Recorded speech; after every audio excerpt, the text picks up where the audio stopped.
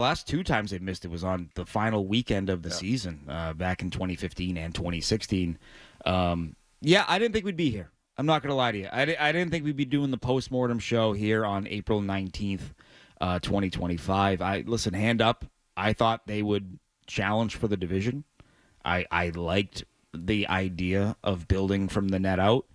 I liked their defense. I liked the combos they could have thrown at teams, right? Didn't play out that way. Goaltending was not up to the standard that Jeremy Swayman set for himself in the postseason, and then he got that big contract. The defense, they really only got their top pairing for what, 10 or 15 games it felt like, and then they and they weren't necessarily a pair either. Right, I mean, right. But you can spread it out where you've got, two top pairs, and you've got, your Lindholm and McAvoy. If they're not playing together, you still have two top pairs, right? So exactly. Yeah. It just felt like they never got going, right? And in the pockets you did have, it was frequently undone by just an absolute nightmare of a game. It felt like every time you were ready to say, all right, they're turning the corner, here they go, it just fell apart on them. And so I guess it's a long way of saying, why are we here right now on April 19th and no postseason? What is the biggest reason, in you guys' opinion, that this team did not live up to the standards or the expectations that we had set for them back in September and October? Well, we don't have a ton of time, right? We only got 2 hours. That's true. No, I mean, look, it's you go back to training camp. I wasn't crazy about the training camp. They've referenced it a couple times now. I looked at the schedule and I didn't like it at all. And then you've got some injuries. You've got guys battling through injuries. Lindholm is injured. He comes into a new team, signs a new contract. He can't participate in camp. You've got Pastrnak dealing with a couple of injuries that he talked about a little bit. You're trying to incorporate some new faces into your lineup. Swayman's not in camp. Got that hanging over your head. So what should have been the strength of the team, which is goaltending and team defense, when you go into it and on paper, we talked about that right from the start. If you're going to struggle to score a little bit, team defense has to be your strength. And obviously it wasn't. The odd man rushes, the slot chances, the way they defended just was not there. A big personality like Zadorov comes in, and I thought he got better as the year went on, but early in the year he was running all over the place, which is what our fear was, right? Trying to adapt to the system, the new system, and the way that the Bruins like to play and want to play. He wasn't the only one. I mean, there was other guys at fault back there, and then the forwards, turning pucks over in the wrong spots, and you've got guys who had career years last year, right? Frederick, you had Coyle, Zaka, Geeky. I'm probably missing somebody, and they couldn't find their offense at the beginning of the season. Pastrnak. Yeah. He was really slow out of the gate. I mean, which makes his season even more remarkable. Everybody was slow out of the gate. They couldn't score 5-on-5. They couldn't score power play, penalty. How further down the list do you want to go? I mean, and Swayman, he's got to be better. He knows that. But it's like a snowball effect. He starts losing trust in the guys in front of him. Because you got these tap-in goals, or you got these grade A chances. If the team is on its game, he's facing the shot, and he's not worried about anything else because they're protecting the middle of the ice, they're protecting the back door, and he's got to worry about the shot. Now, as it went on, clean shots were beating him as the season went on. But I just think that's a snowball effect. Towards the end when it was kind of garbage time, but there's so many things, right? I mean, where do the special teams go? Right. I think they were bottom 10 in both for a while there in terms of the PK and the power play. And it's like, did they end up there? I didn't. I would imagine. Yeah, the eye test tells you. Yeah. Power play, certainly. I think the PK ended up like 24th, and the power play was like 29th in the league, something like that. But the PK early in the year, remember how many 3-goal games they gave up? Four times in the first 14 games, they gave up 3 power play goals in a game. So there's so many things that went wrong, and by the time they kind of tried to fix it a little bit, well, they made the coaching change, and okay, let's focus on protecting the middle of the ice. Well, that wasn't a change. It was emphasized a little bit more and from a different voice. And then guys started to get a little bit, on track offensively. But then you had games where, and I know you were tracking it, like, you get these goals like late in periods, or you get 2 goals against in 30 seconds or something like that. Like there were just so many things wrong with this team this year. Yeah. And I mean, I know that's highly negative, but that's where we're at. I mean, they're the 5th worst team in the league points wise in the regular season.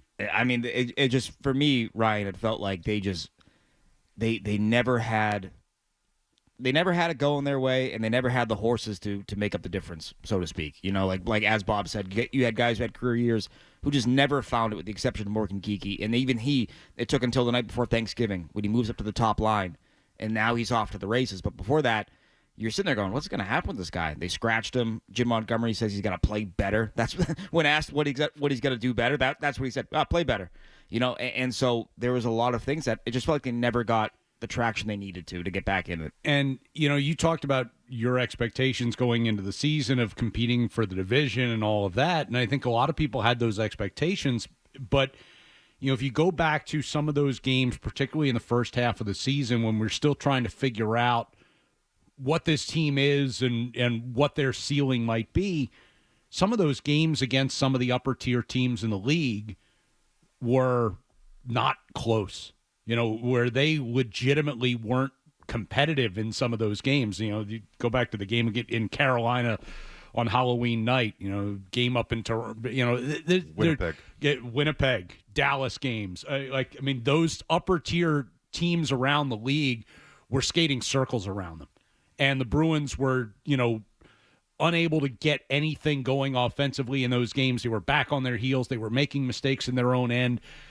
They were giving up power play goals, as we mentioned. I mean, the 3 power play goals against, which hardly ever happened in the last 15 years against this team. It happened 4 times in 15 games or whatever, and before that it was 4 times in 500 games. Right. That's how ridiculous it was. So some of this stuff was so uncharacteristic of what we've known about this organization that it was difficult to kind of wrap your head around, especially early on in the season, until you got to again, maybe the midway point in the season, and you start to figure out this is what this team is right now. And it's not, it's not where expectations were at the start of the year. I got to say this.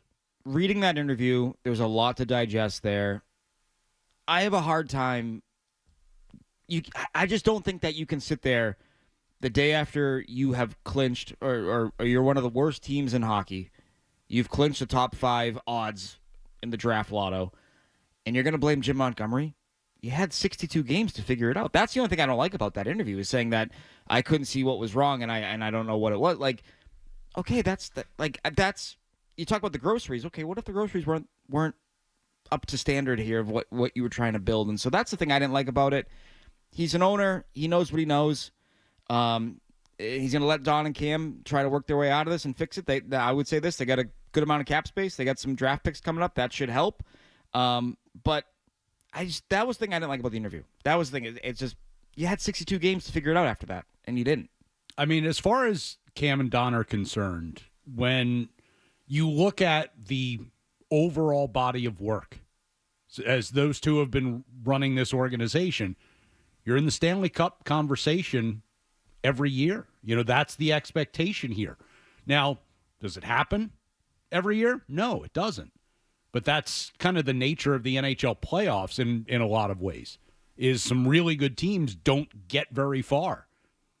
That said, that should be the goal of the organization is, listen, if you have a down year this year, you didn't meet expectations. I think everyone in the organization understands that. But in Charlie Jacobs' mind, he looks at the bigger scheme of this and says, these are the guys that got us here. These are the guys that got us in this position. They deserve the opportunity to try to dig us out of this, because one down year doesn't erase what we've gone through here over the last decade plus. And for me personally, when I look at Don Sweeney, I give him a lot of credit for 2023. 2023, like their failures were at ice level. The GM gave them the best roster he possibly could have, right? And then you deal with that wreaking havoc on your cap in 23, 24. You didn't have a lot of money to play with, but you still built a competitive roster. You got probably farther than you maybe should have, like with that roster.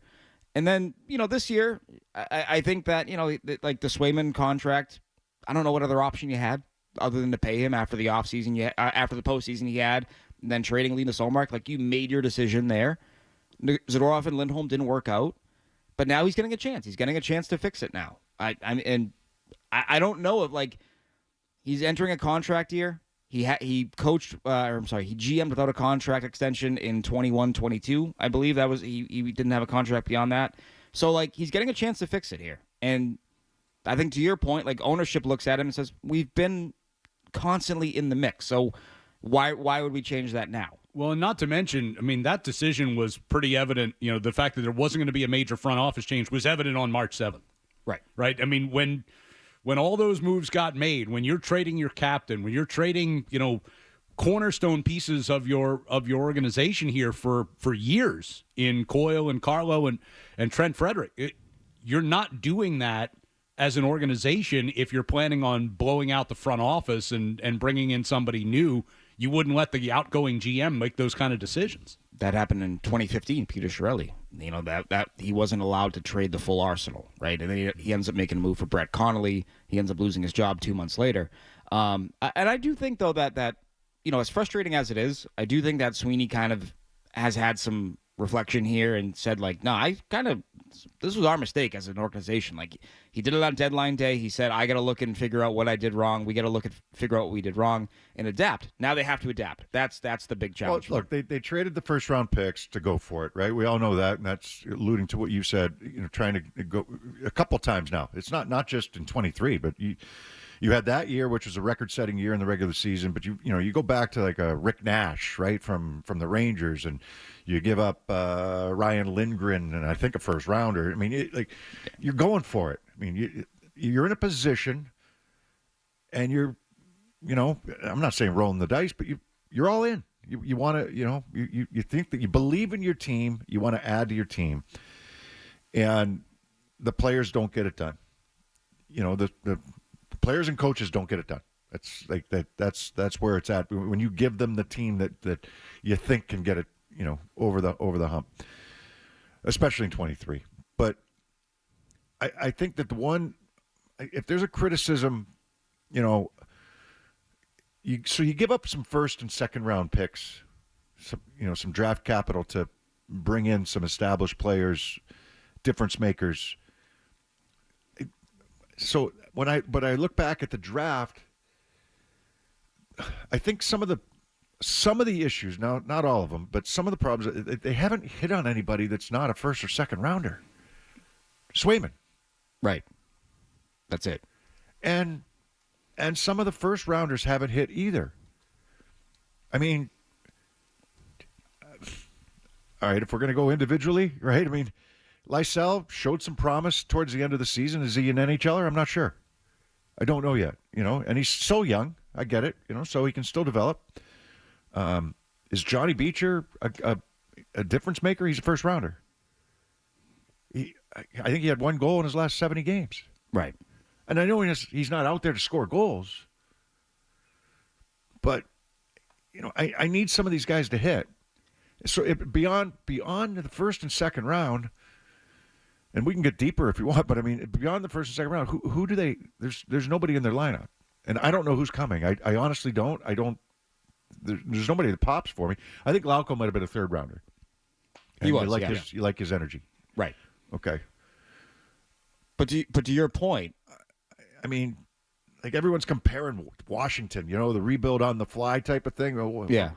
Well, Protas was a third rounder. He's got over 30 goals this year. Tampa's got. I know they didn't. Like Brandon Hagel's got over 30 goals this year. I don't even know if he was drafted. Was he drafted? Maybe Chicago drafted him low. Yeah. Like there's all kinds of examples. I mean, you go back to Detroit when they were winning cups and Datsuk and guys like that who are lower picks. Can I think they got a hit on a couple of these guys somewhere along the line. But now you're talking a few years down the line. You're not talking next year, Right. unless some of the guys that they've already drafted have hit. I mean, there's a long laundry list, but I need to see a little bit more in that department.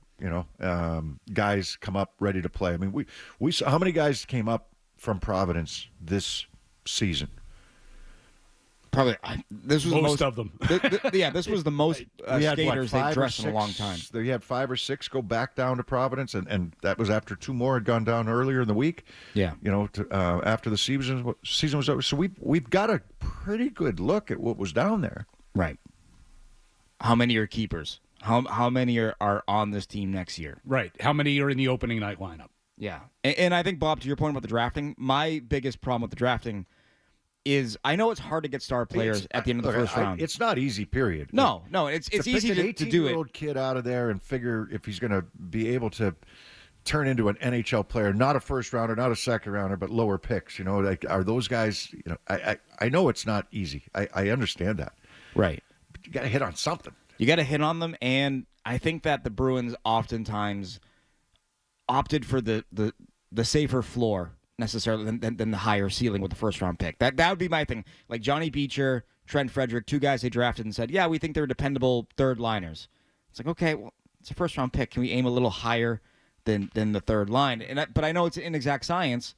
We're trying to project these kids where you're picking at the bottom of the first round. But like that's the other part of it that I think if you're not hitting on those third round picks, those fourth round picks, like, okay, well then the one you do have, the highest one, it's got to be something more than a fourth line PK specialist who we mentioned Johnny Beecher and his struggles. The worst thing that I thought was that he's not out there to score. He's out there to kill penalties, and he took so many penalties, it felt like, especially towards the end. He took so many penalties. He was in the box constantly, it felt like, for this team. And so I just think that the floor's got to be a little bit higher for the guys you do draft versus, like, we think he's a solid third, fourth liner, whatever the case may be. That'd be my big critique with their drafting. Yeah, there's. I mean, it's a deep dive. It really is when you start to really look at it. But now moving forward, they have a lot of picks, right? They've maybe not as many as some teams, but they've got all their picks this year. Mm. Do they not? I think they might be missing like a 7th, but you can get one of those. But so they have all their high picks this year. Mm. Now you start to build, but who? So, okay, let's just say, I know that there's a draft lottery, whatever, so let's just say they end up 5th because that's where they ended up. When is that player ready to play? 2 or 3 years from now, probably. At least. Yeah. Most likely. Who knows? Maybe right. You get a guy that's ready right off the bat. But when you had when they were winning the Stanley Cup in 2011, and you look at that lineup, Bergeron, third round? No, second round. Second round. Krejci? Second round. Lucic? Second round, I think. And second round for Marchand? and third round. Like you start to look at your kind of core. I know I'm missing a few guys, but that's like now you're hitting. Yeah. Right? You're hitting on guys who are going to be your core for years to come. Those drafts ended up being fantastic for the Bruins. Oh yeah, and I think that's the way you have to be. Like in this league now, Ryan, especially, it's a lot of draft and develop. Like you have to integrate some of these younger players. You want to go out and you want to sign guys, that's awesome. You got to have a younger player to pair with them or to get something out of. Like I just feel like you look at the teams that have had sustainability here. They're able to bring in guys that you're like, who's this guy? And like, oh, he's a 4th round pick in 2021. You're like, all right, well, cool. Now he's fitting with your star players. Well, and it helps you cap wise. Right, if you want to go out and sign players at top dollar and bring in, star players, you've got to have cheaper talent to put around them. And so the younger guys coming up who are on entry-level deals or on bridge deals, those types of things help you save money that you can spend elsewhere on the roster, too. Brandon Hagel, by the way, was a 6th-round pick of the Buffalo Sabres. More cursed. And he ended up in Chicago, and then he ended up in Tampa, right? So, yeah, exactly.